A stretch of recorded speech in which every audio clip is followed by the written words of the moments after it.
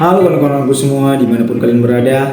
Oke, kembali lagi bersama saya di channel Roy Laiya. Jadi kita akan melanjutkan novel dari bab sebelumnya.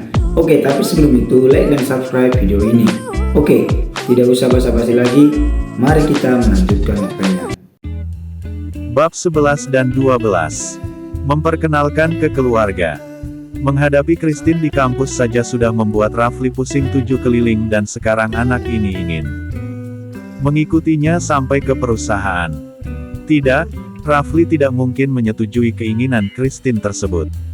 Apalagi dia langsung tahu pasti rencana ini sengaja Christine gunakan untuk membuatnya selalu merasa kesal.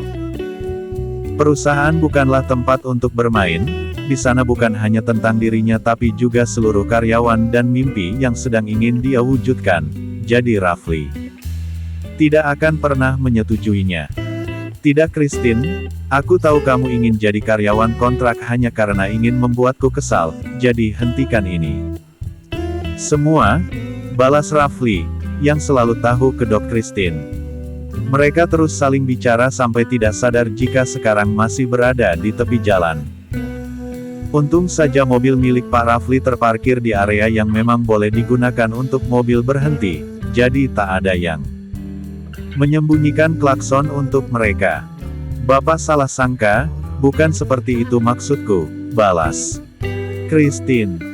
Jadi apa alasanmu? Perusahaan bukan tempat untuk bermain Christine. Aku tidak akan bisa mendapatkan pengalaman kerja jika langsung masuk di perusahaan kakakku. Semua karyawan di sana pasti akan memperlakukan aku dengan spesial. Sementara aku ingin benar-benar belajar dari awal, karena itulah aku ingin bekerja di perusahaan Bapak, jawab Christine. Pandai sekali dia membuat alasan, bahkan mengucapkannya dengan sorot mata serius. Setelah Christine pikir-pikir alasannya ini pun brilian sekali, baru sadar bahwa dia memang anak yang cerdas. Dan mendengar alasan tersebut membuat Rafli berpikir sejenak, hatinya berbisik untuk membenarkan tapi otaknya selalu saja menaruh rasa curiga. 2. Bapak tidak punya pilihan untuk menolak, pokoknya mau tidak mau aku akan tetap masuk sebagai karyawan kontrak, ucap Christine kemudian, mulai melipat kedua tangannya di depan dada tanda merajuk. Sudah bulat tekad Christine untuk mengambil keputusan seperti ini. Setelah dia pikir ulang, keputusan ini pun ada baiknya juga. Bukan hanya membuat Pak Rafli kesal, tapi Christine benar-benar bisa banyak belajar. Sementara Rafli makin terdiam, seperti tidak punya jawaban selain iya. Jangan membuat masalah di kantor, ucap Rafli, hanya mampu bicara begini. Rafli juga mulai menyalakan mesin mobilnya, siap untuk pergi dari sana. Christine diam-diam mengulum senyum karena keinginannya dikabulkan, meski tidak secara langsung bicara iya, tapi dari kata-kata sang dosen, Christine sudah tahu bahwa dia diperbolehkan bekerja sebagai karyawan kontrak di perusahaan Central Asia Group. Namun Christine tak ingin berucap terima kasih, tidak ingin menunjukkan kebahagiaannya dengan gamblang. Christine diam saja dan mulai menatap keluar saat mobil mulai melaju. Aku akan mengirim surat undangan ke emailmu, besok datang ke kantor bersama Arhan, jelas Rafli. Besok adalah hari Jumat, hari terakhir pula untuk pendaftaran wisuda. Terima kasih, balas Christine, terpaksa jawab terima kasih. Tapi bukan hanya kamu yang punya permintaan, tapi aku juga, ucap Rafli. Christine yang sejak tadi melihat jalanan langsung menoleh ke arah sang dosen, tubuhnya pun kini jadi menghadap ke arah pria itu. Permintaan apa? Bapak jangan aneh-aneh ya, balas Christine. Sekarang kita tidak usah ke kantor, tapi datang ke rumahku. WHAT? Tanya Christine saking terkejutnya. Tidak, aku tidak mau. Ucap Christine lagi, langsung menolak dengan keras. Maaf Christine, tapi kamu tidak punya pilihan. Mamaku sudah memintamu untuk datang, nanti kamu akan berkenalan dengan semua keluargaku. Bapak, aku tidak mau. Ini terlalu cepat, rengek Christine. Tidak terlalu cepat, kamu bahkan sudah terbiasa memanggilku sayangkan. Nanti panggil seperti itu lagi. Saat di rumah. Hih, pekik Christine. Dia ingin sekali meneriakkan kalimat ini di telinga sang dosen. Lalu memukul dan menendang bertubi-tubi. Tangan dan kakinya sudah terasa begitu gatal ingin menyerang. Tapi yang mampu Christine lakukan hanyalah bergerak asal di kursinya duduk, seperti cacing yang kepanasan. Aku tidak mau, aku tidak mau, aku tidak mau. Kesal Christine. Pulang nanti aku belikan es krim, iya. Memangnya aku anak kecil. Aku mohon Pak, jangan libatkan keluarga. Cukup kita berdua saja, ya. Mohon Christine. Pertemuan ini tidak akan lama Christine, selama di sana aku juga tidak akan meninggalkanmu. Jadi tidak perlu merasa khawatir. Balas Rafli.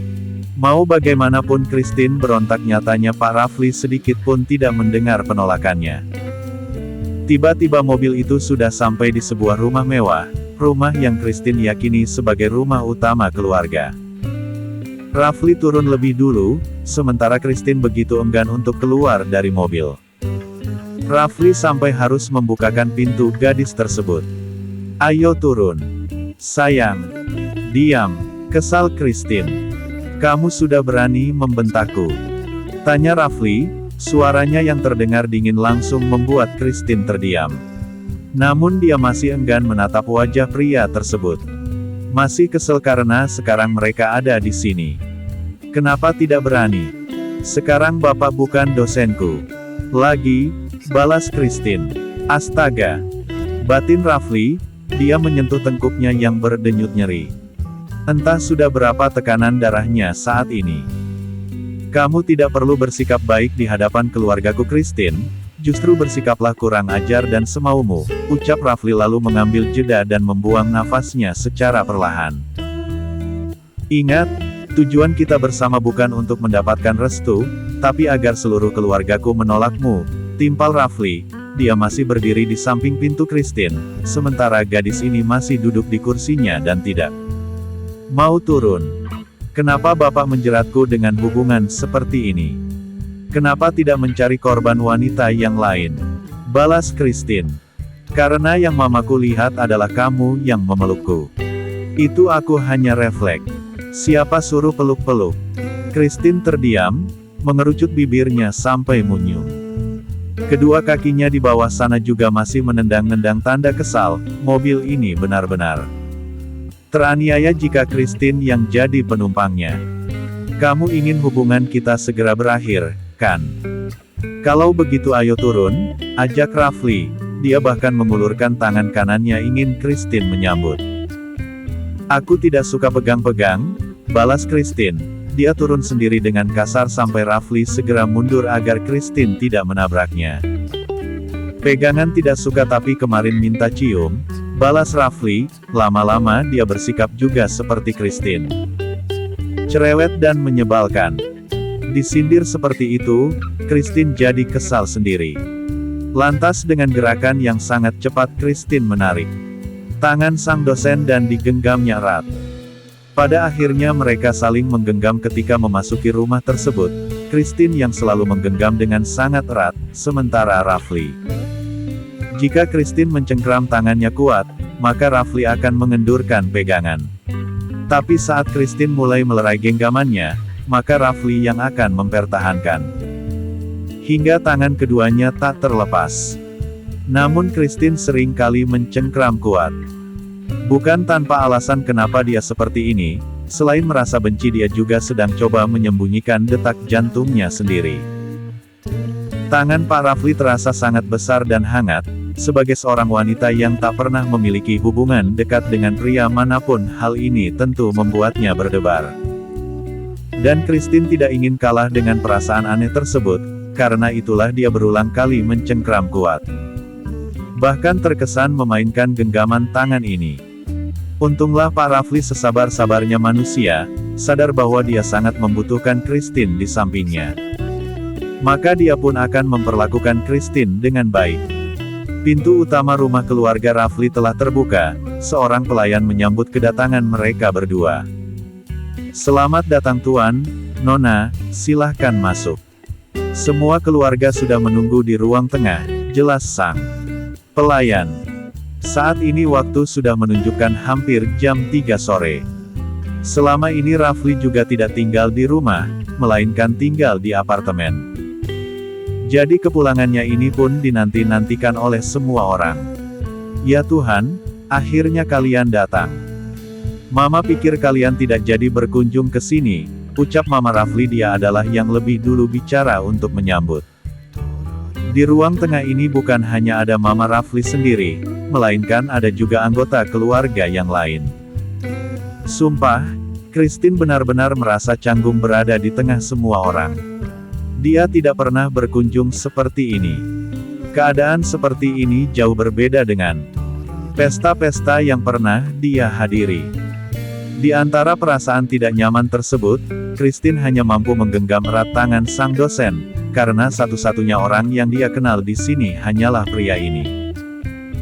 Sini sayang, sini, Mama akan memperkenalkanmu dengan semua keluarga, ajak mamanya Rafli. Dia menarik gadis cantik ini agar duduk di sampingnya.